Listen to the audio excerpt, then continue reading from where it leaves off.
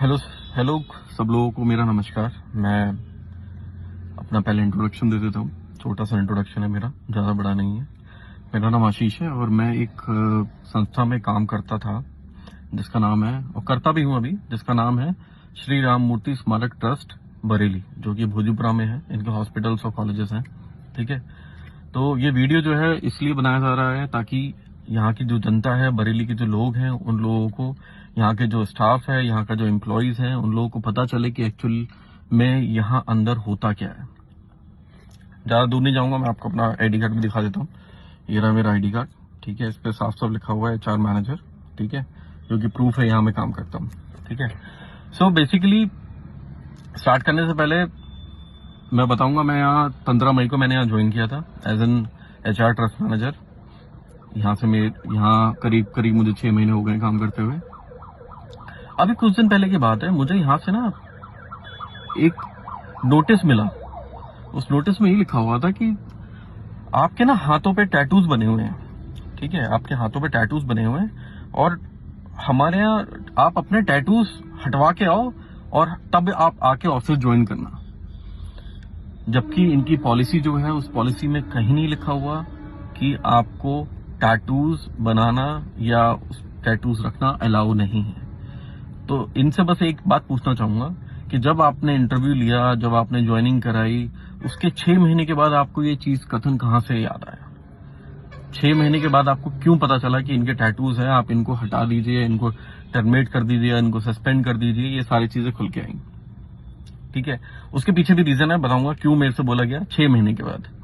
ठीक है, अब हर कंपनी में इंसान ज्वाइन करता है तो एक पॉलिसी होती है कि अगर आपका वेरिफिकेशन करना है तो विद इन 30 डेज या ज्यादा से ज्यादा 60 डेज के अंदर आपको एम्प्लॉय का वेरिफिकेशन करना होता है। इन लोगों ने मेरा वेरिफिकेशन करा 6 महीने के बाद अब आके, और मुझे उस पर कहा गया कि आप पे इंक्वायरी बैठेगी, वेरिफिकेशन, आपकी कंपनी बंद है, आपका ये हो चुका है, आपके सीवी में गलत चीजें पड़ी हुई हैं। और जबकि जो इनका फॉर्म है, उस फॉर्म पे सारी चीजें साफ साफ सही लिखी हुई है। उसका प्रूफ भी मैं आपको जल्दी दे दूंगा। ठीक है, तो कुछ चीजें मैं हाईलाइट करना चाहूंगा।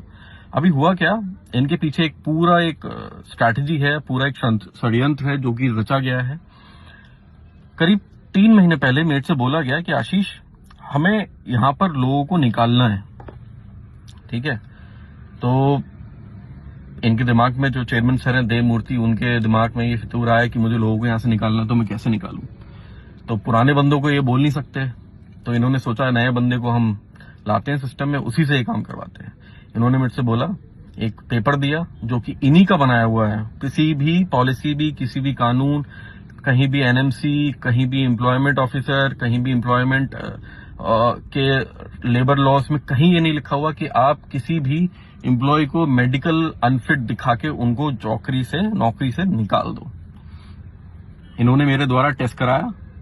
टेस्ट कराने के बाद इन्होंने करीब उस मेडिकल टेस्ट में करीब 350 लोगों को इन्होंने निकालने का जिम्मा मेरे को दिया। अब नौकरी तो मैं भी करता हूं, मेरे भी घर पे फैमिली है, मुझे भी उनको रन करना है। अगर मैं इनका नहीं मानूंगा तो ये मुझे निकाल देंगे, जो कि अभी निकाल दिया। ठीक है, तो इन्होंने 350 लोग मेरे से निकलवाए, जिनका लास्ट वर्किंग 31 अक्टूबर है, आज की तारीख है। और तो 350 लोग कंपनी से बाहर मेडिकल अनफिट करके। ठीक है, अब इनके पास हुआ क्या, नर्सेज भी, जिसमें नर्सेज, टेक्नीशियंस, जिसमें 4th क्लास स्टाफ, गार्ड्स, ये सारे लोग उसमें शामिल थे।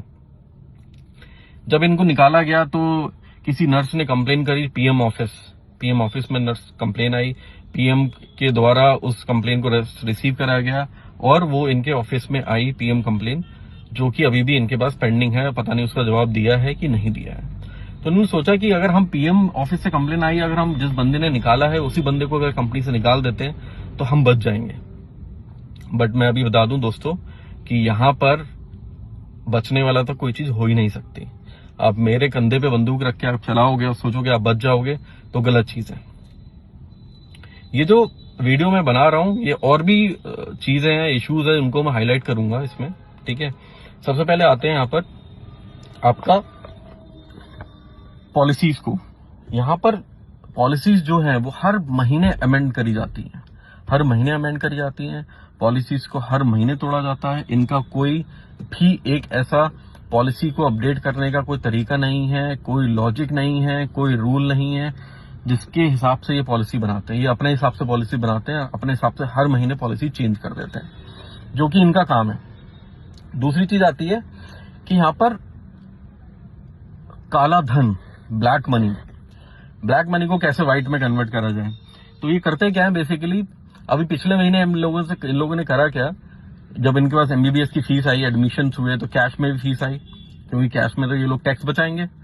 तो टैक्स बचाने के लिए करेंगे क्या, इन्होंने करीब 4,500 लोगों की सैलरीज कैश में बांटी और उनसे जबरन चेक साइन कराए गए, उनसे जबरन एक डॉक्यूमेंट साइन कराया गया कि हम अपनी मर्जी से हम अपनी सैलरी आपको दान दे रहे हैं, जो कि ब्लैक मनी था।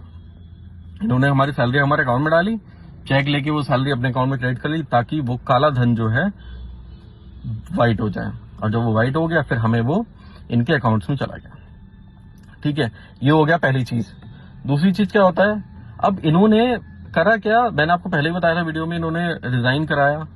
इन्होंने मेरे से बोला कि जितने लोगों को रिजाइन कराया उन लोगों से बोलिए रिजाइन, जबरदस्ती उनसे रिजाइन लो, उनसे लिखवाओ। तो कई सारे लोग ऐसे थे जिनके घर में बहुत इश्यूज थे, बहुत प्रॉब्लम्स थी। कई लोगों ने सांसद जी को, छत्रपाल गंगवार अंकल जी हैं, उनको भी कंप्लेन करी। उनके यहाँ से भी मेरे पास फोन आया कि आप इन लोगों को रख लीजिए, इन लोगों की अभी उम्र नहीं है। दूसरी ये सारा सब चीजें हैं। तीसरी कंप्लेन क्या है कि ये लोग का रिटायरमेंट की कोई पॉलिसी नहीं है। ये 50 साल की उम्र में लोगों को रिटायर कर देते हैं, क्योंकि उनकी सैलरी बहुत ज्यादा है। अब जब सैलरी ज्यादा है तो वो आपने रखा ही क्यों था भाई? जब आपकी पैसे देने की औकात नहीं थी, जब आपको पैसे रखने नहीं थे, तो आपने उनको सैलरी इतनी दी क्यों? जैसा जीतता जाता एग्जाम्पल मैं देता हूं। अभी कुछ टाइम पहले इन्होंने 22 साल से एक इंसान काम कर रहा था, उसका नाम मैं ओपन करना नहीं चाहूंगा, उसको ये कह के निकाल दिया कि आपकी सैलरी बहुत ज्यादा है।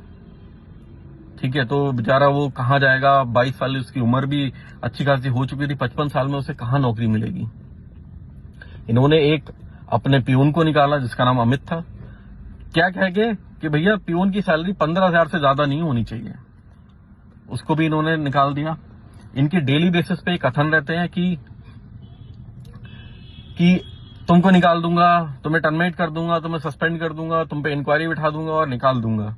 ये सारी चीजें इनके यहाँ पर ये डेली का काम है।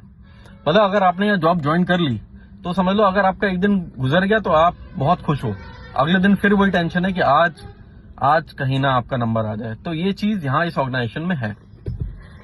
ठीक है, नर्सेज से जबरन ये करते क्या है, पैसे के नाम पे ALS BLS की जबरन डबल ट्रेनिंग्स कराते हैं और पैसे लेते हैं, उनसे काटते हैं।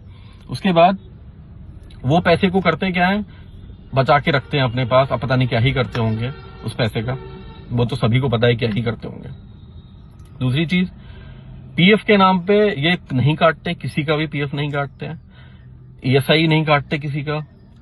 बहुत सारी ऐसी कंप्लेंट्स है जो लेबर ऑफिस में अभी भी हैं, उनको भी गोल्ड कॉइन्स, सिल्वर कॉइन्स देके उनको भी दबा दिया जाता है उन कंप्लेंट्स को। जो कि अभी दिवाली पे हुआ है, लोगों ने गोल्ड कॉइन्स, सिल्वर कॉइन्स, इन्होंने ये सब जाके उन लोगों को बांटे हैं ताकि वो जो कंप्लेंट्स है वो दबी रहे।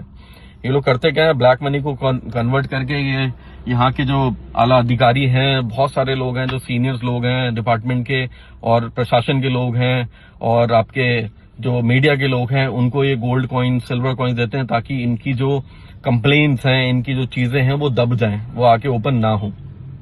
मुझे पता है ये मैं वीडियो बना रहा हूँ, इस वीडियो को बनाने के बाद बहुत सारी चीजें होंगी, मेरे अगेंस्ट भी होंगी और मेरे को बहुत परेशान करा जाएगा। तो वीडियो मैं इसलिए बना रहा हूँ क्योंकि मेरे को ना बहुत मेंटल स्ट्रेस है, मेरे को बहुत मेंटल स्ट्रेस है कि मैं अपने घर में नहीं रह पा रहा हूँ, मैं सो नहीं पा रहा हूँ चैन से। और अभी इन्होंने करा क्या, मेरे को एक लेटर थमा दिया, उस लेटर पे लिखा था कि आपके टैटू हैं, जब तक आपको उस टैटू को नहीं हटाओगे तब तक आप वापस जॉब पे नहीं आओगे। तो मैं रिक्वेस्ट करा, मैंने कहा ठीक है सर मैं टैटू हटा लेता हूँ, बट हटाने के लिए टाइम तो चाहिए भाई। अगले दिन मैं ऑफिस गया, अगले दिन ऑफिस जाके तो चेयरमैन सर बोलते हैं भाई तुम यहाँ क्यों बैठे हो, तुम अपनी चेयर पे कैसे बैठे हो। तो इस तरह के कथन जो है ना वो बहुत ज्यादा आपको परेशान करते हैं। मैं अपने घर का इकलौता लड़का हूं और मेरे ऊपर भी जिम्मेदारियां हैं, चीजें हैं। कल के दिन अगर मैं कुछ कर लेता हूं तो उन जिम्मेदारियों को कौन आगे निभाएगा। तो मेरी जो मानसिक स्थिति है वो इतनी ज्यादा खराब हो चुकी है, तभी मैं ये वीडियो बना रहा हूं। मेरे को सुसाइडल टेंडेंसीज आ रही है कि मैं ऐसा क्या करूं और कि ये सारी चीजें सही हो जाएं। मैं बहुत ज्यादा परेशान हूं इन सारी चीजों से। और इन परेशानियों को कोई हल नहीं है। उन परेशानियों को हल करने के लिए बस ये वीडियो बना रहा हूं, ताकि ये वीडियो ज्यादा से ज्यादा लोगों के पास जाए और लोग सोचे समझे कि इस कंपनी के अंदर, इस ऑर्गेनाइजेशन के अंदर होता क्या है। यहाँ की जो एचआर हैं, एचआर जो है अजीत, जो एचआर है यहाँ के एचआर मैनेजर जो बोलते हैं, उनकी जो डिग्रीज हैं वो फर्जी हैं। उनसे पूछा जाए कि भाई एचआर की फुल फॉर्म क्या है, तो वो नहीं बता पाएंगे कि एचआर की फुल फॉर्म क्या होती है। उनको ये नहीं पता कि पीएफ में कितना अमाउंट कटता है, उनको ये नहीं पता कि ईएसआई में कितना अमाउंट कटता है, उन्हें ये नहीं पता कि कौन से पॉलिसीज में, कौन से लेवर्स में क्या क्या बोलना जाता है। तो ये सारी चीजें इस कंपनी के अंदर होती हैं। तो फिलहाल आज मेरी इंक्वायरी है, तो मैं उस इंक्वायरी में जा रहा हूँ, देखते हैं उस इंक्वायरी के बाद क्या होता है। अब मेरी ये गुजारिश रहेगी सभी लोगों से कि भैया अगर राम मूर्ति आना है तो राम मूर्ति मत आओ। यहाँ बहुत भ्रष्टाचार है, बहुत करप्शन है, कुछ नहीं मिलेगा आपको यहाँ सिवाय बेइज्जती के।